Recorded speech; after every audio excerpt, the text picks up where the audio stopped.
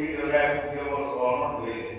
তেতিয়া সুখদেৱে বুজাইছে এখন মানে কি জানা, লোভ, মোহ, কাম, ক্ৰোধ, মদ, মৎসৰ্য, অহংকাৰ, অভিমান, অসূয়া, বাহাদুৰি, গৌৰৱ, জেদ, হিংসা, নিন্দা, ঘৃণা, সমালোচনা আৰু আছে ইয়াত হয়নে, লাজ, ভয়, ঘৃণা সকলো বাদ দি ভাগৱত শুনা। এইটো হ'ল এক ধৰণ। গতিকে আমি পৰিণত কৰ্মে এইটো বিশ্বত পোৱা কথা আৰু এই মন কথাকে দ্বিতীয়ভাৱে আমাৰ দেহ ভাগত বুজাব হয়নে। আমাৰ দেহতে 16,138টি নাৰী কেনেকৈ আছে আমাৰ দেহটো বুজাব।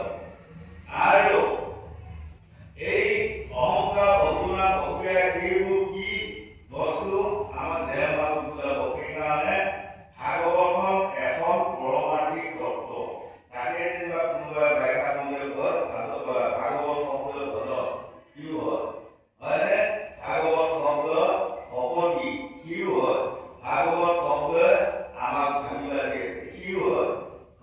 আমি ভাবিব লাগিব ক'ৰ পৰা আহিলোঁ, আমি ইয়াত কি কৰিব লাগে আৰু ইয়াত কি কৰি আছো, আৰু ইয়াৰ পাছত মই আপুনি দেওবাৰ তেখেতে কৈ যাব। এইবোৰ কথা ভালদৰে ভাবি লওক। যিজনে এইবোৰ কথা ভালদৰে ভাবিব পাৰে তেওঁৰ উত্তৰটো অতি সোনকালে ওলাই দিব হয় নে বাৰু। কাৰণ এইখনে তাৰ পৈতৃক সম্পত্তি নহয়, তাৰ মানে প্ৰমাণ আছে। সেইকাৰণে দেৱকী নাৰদে কৃষ্ণ সুধিছিলে একেদিনে মানুহ দুখ খাই থাকে তাৰ কাৰণটো কি। তেতিয়া কৃষ্ণই নাৰদক কৈছিলে এতিয়াও একেখিনি মানুহে দুখ খাই থাকিব নোৱাৰে। এতিয়া আকৌ অহা বছৰ আমাৰ এই মালিকে বা সেৱকীয়ে আকৌ ভাগৱত পাতক, আমাৰ গোটেইখিনি একে মানুহ শান্তিকে পাবনে নাপায়। তাই দুটা কুঞ্জ পোৱা যাব, দুটা নাহিব, দুটা ওপৰলৈ গুচি যাব হয়নে।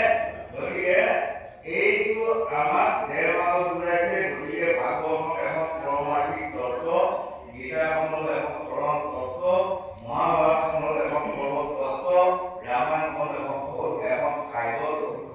গতিকে আমাৰ গোটেই দেহটো আজি বুজাই যাব এই মন কথা।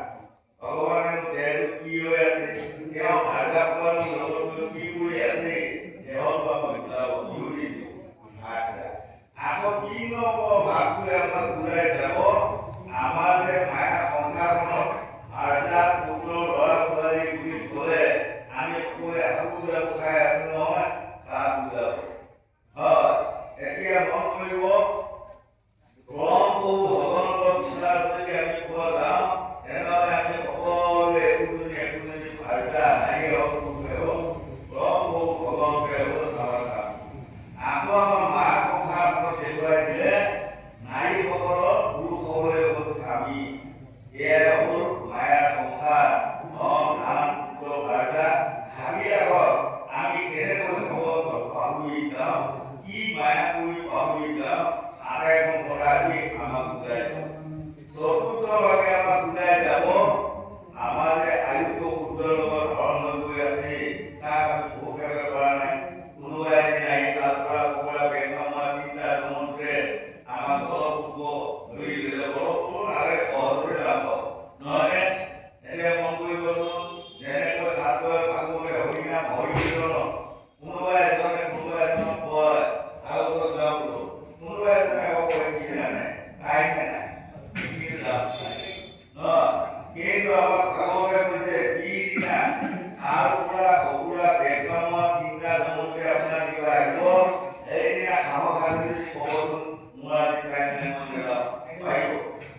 সেইদিনা তাৰ পৰা সকুৰা বেগমা 3টা লোহাৰ কামৰ পোহৰ দূৰটোকে আমি যাব লাগিব সকলোৱে।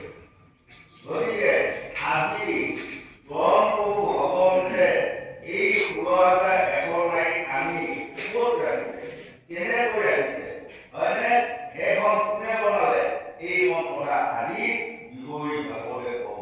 আৰু এই মন কথাকে আমাৰ দেহ ভাগত যাব। দেহ তত্ত্ব যদি আমি বুজি লওঁ তেনেহ'লে আমি সহজতে ইয়াৰ উত্তৰটো উলিয়াব পাৰিম। আৰু বিশ্বত ঘূৰি ফুৰা মানে আমি নোৱাৰিম।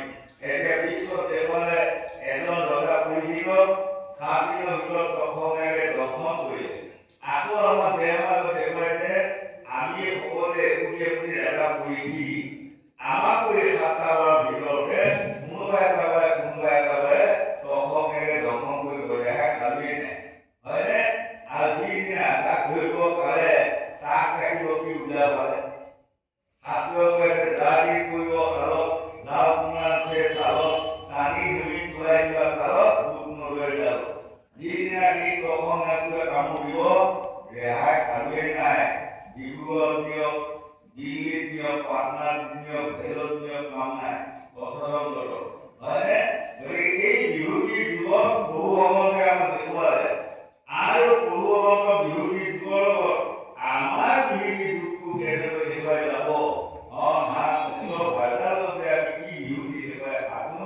এইখিনিও আমাক বুজাই যাব।